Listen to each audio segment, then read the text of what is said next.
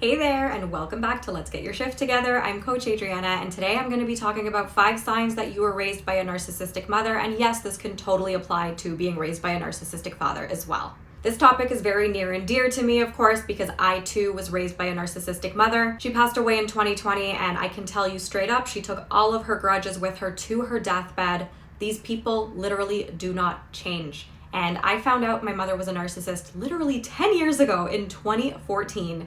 And it completely blew my mind. I figured it out because I was dating a narcissist, and that kind of sent me down a Google rabbit hole, and existential crisis then happened. But hey, I'm here now. I'm a coach now, helping other survivors of narcissistic parents to heal, set boundaries, and live life on their own terms. If this topic resonates with you, make sure you subscribe to the channel and feel free to check out the description for options to work with me. Without further ado, let's dive right into the 5 signs. Number 1, the oversharing drama queen. This is really common with narcissistic mothers and narcissists in general. Honestly, they're all the same. It's just the tactics can be a little bit different depending on the type of relationship you have with the person. And so let's say you tell your mother something personal about you, a secret, something you're confiding in her, and you express to her you don't want her to tell other people. Guess what? She's gonna tell other people. And if you still live with the narcissistic mother, you'll probably hear her on the phone to one of her friends, whoever her friend of the week is that week that she's getting supply from, literally spilling every single detail about what you said to her,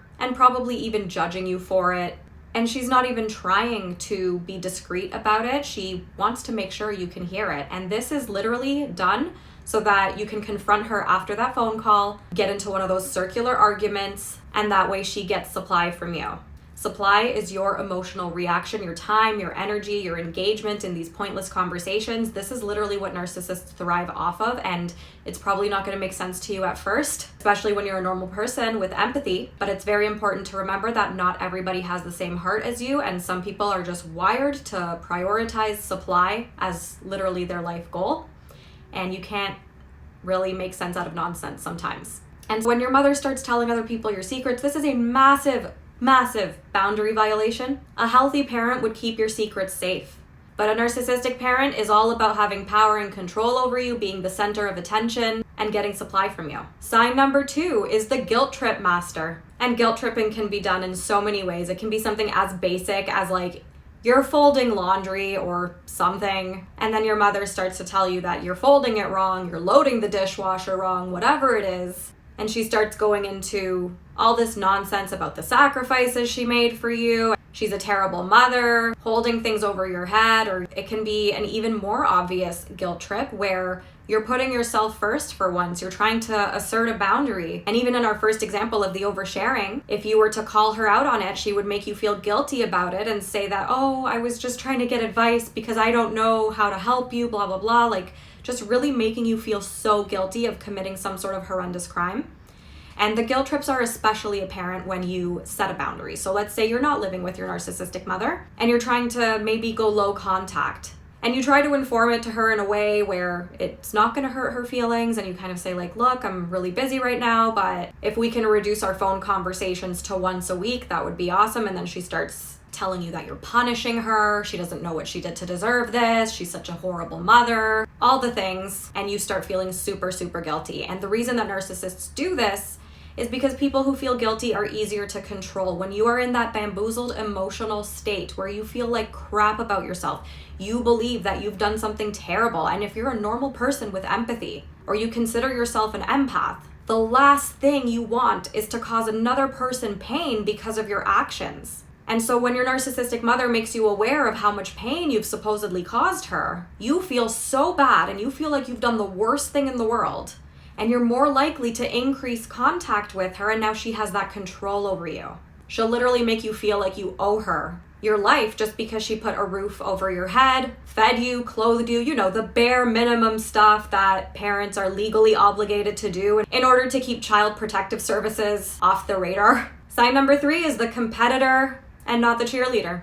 Let's say you get a promotion at work and you tell your narcissistic mother. She then one-ups you about one of her random achievements that might not even have anything to do with your promotion at work, but she needs the spotlight put on her.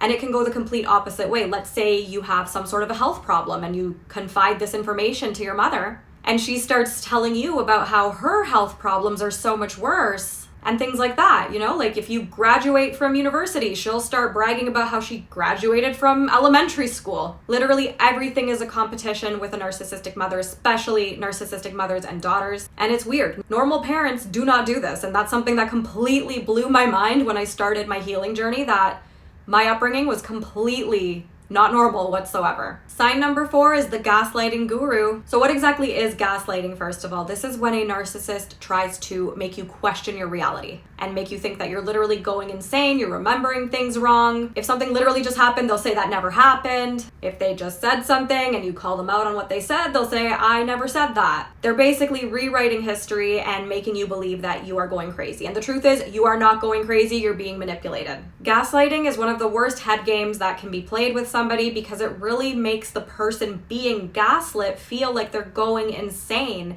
and their perception of events are completely incorrect.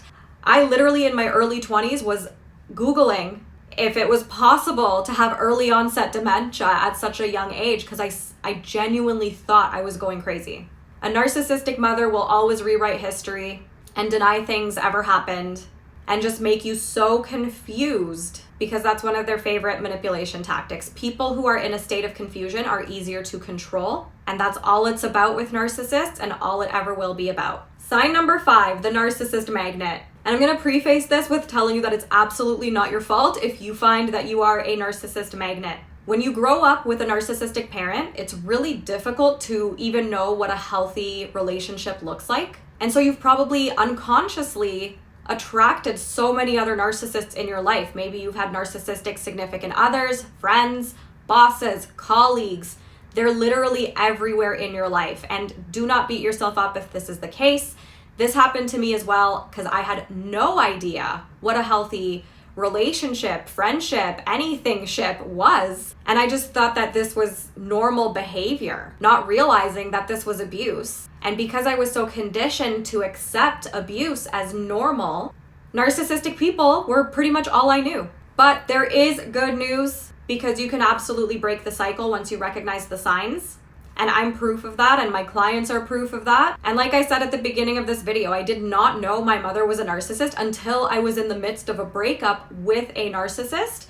And that made me realize that all of my other ex-boyfriends were narcissists as well. My friends were narcissists. My boss at the time was a narcissist, and eventually realized my mother too was a narcissist. And that's really just because it was so hardwired in me that this is just how people are. And I was such a magnet for narcissists. But once I knew the signs to look out for, I was absolutely able to break that cycle. I found my now husband, who is a normal person. And so if you're feeling hopeless about, the fact that you have so many narcissists in your life, don't worry. There is hope for you. You will be able to break that cycle one day at a time, one baby step at a time.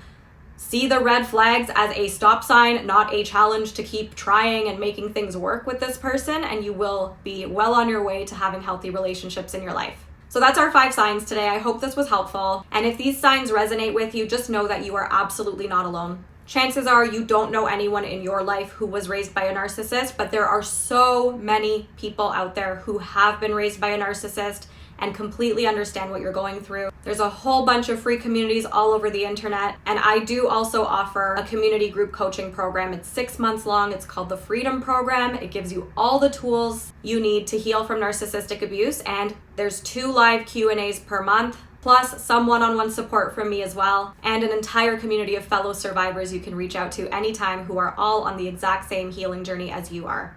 If you're interested, check out the link in the description to learn more and sign up. If you were raised by a narcissistic parent, feel free to share in the comments below how you were able to recognize it and how you stay strong. You never know who needs to read your comment. And remember, finding this out really sucks, but things will get better for you as you work through your healing journey. If this video resonated with you, don't forget to like and subscribe to the channel. I'll see you next time.